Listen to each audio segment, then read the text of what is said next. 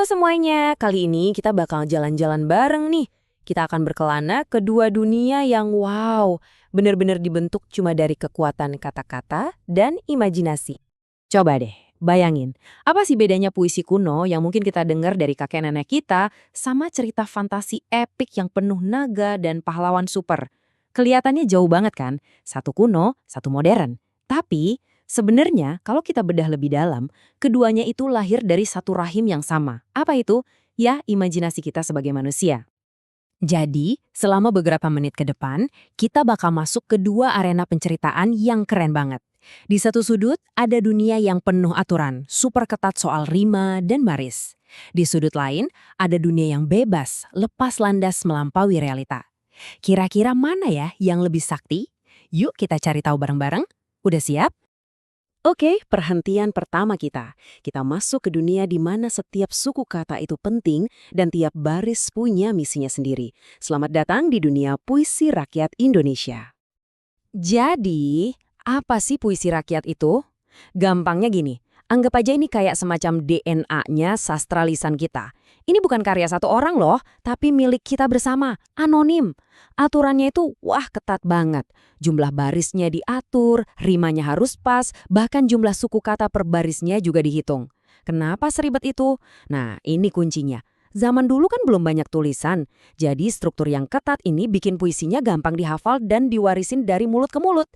Ini cara cerdas nenek moyang kita buat mengunci nasihat dan kearifan biar nggak hilang di telan zaman. Nah, di sini nih jeniusnya kelihatan. Coba kita bandingin ya. Pantun itu kayak kita lagi bangun jembatan.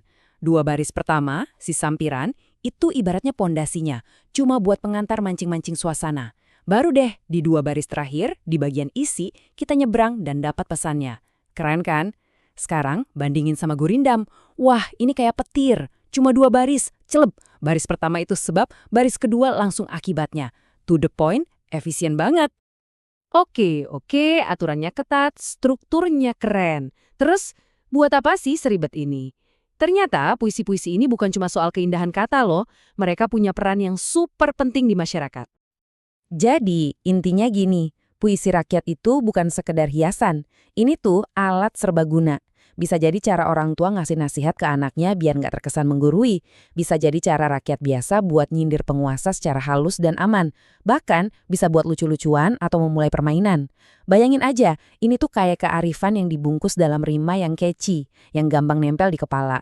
Makanya ini jadi semacam perekat sosial di masyarakat zaman dulu.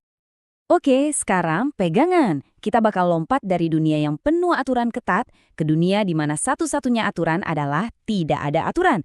Satu-satunya batasan cuma imajinasi kita. Yep, kita masuk ke dunia cerita fantasi. Nah, ini benar-benar kebalikannya. Kalau tadi puisi rakyat itu dipenjara oleh aturan, cerita fantasi justru lahir dari keberanian buat mendobrak aturan realitas. Di sini, orang bisa terbang, dewa bisa ngopi bareng manusia, dan sihir itu nyata.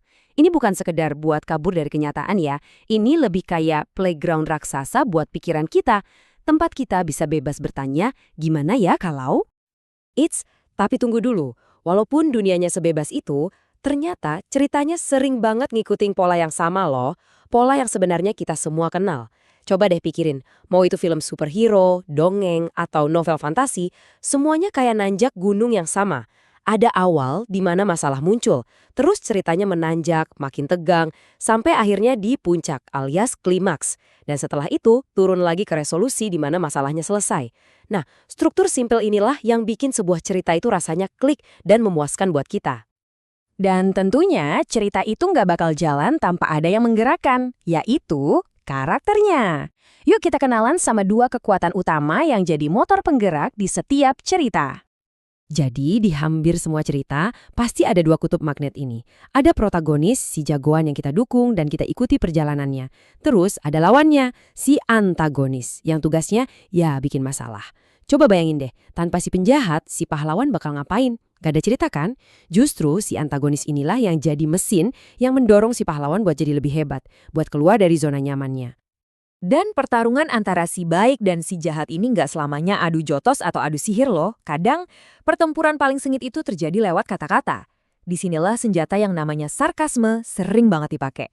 Sarkasme itu gaya bahasa yang emang tujuannya buat menyerang secara verbal. Coba bayangin, ada penjahat yang nggak perlu ngeluarin pedang. Cuma dengan satu kalimat sindiran yang nyelekit, dia bisa bikin mental si pahlawan langsung anjlok. Itulah hebatnya sarkasme dalam sebuah cerita. Ini bukan bercandaan ya, ini serangan psikologis. Cara si antagonis nunjukin kekuatannya lewat kata-kata yang, wah, bisa lebih tajam dari pisau. Oke, kita udah jalan-jalan ke dua dunia yang beda banget. Satu penuh struktur, satu lagi bebas lepas. Nah sekarang coba kita tarik benang merahnya. Jadi, intinya apa sih dari perjalanan kita hari ini? Kita lihat ada dua alat imajinasi yang sama-sama dahsyat. Puisi rakyat, dia pakai batasan dan aturan buat mengawetkan kearifan. Sebaliknya, cerita fantasi pakai kebebasan buat membuka semua pintu kemungkinan. Yang satu tugasnya membangun fondasi, yang satu lagi ngajak kita terbang.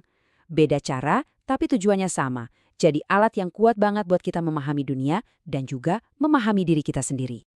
Jadi entah kamu lebih suka merangkai kata dengan aturan kayak gurindam, atau menciptakan dunia baru yang liar kayak cerita fantasi, kekuatan untuk bercerita itu ada di tanganmu. Nah, pertanyaan terakhir dari saya buat kamu. Kisah seperti apa yang dibutuhkan oleh duniamu saat ini?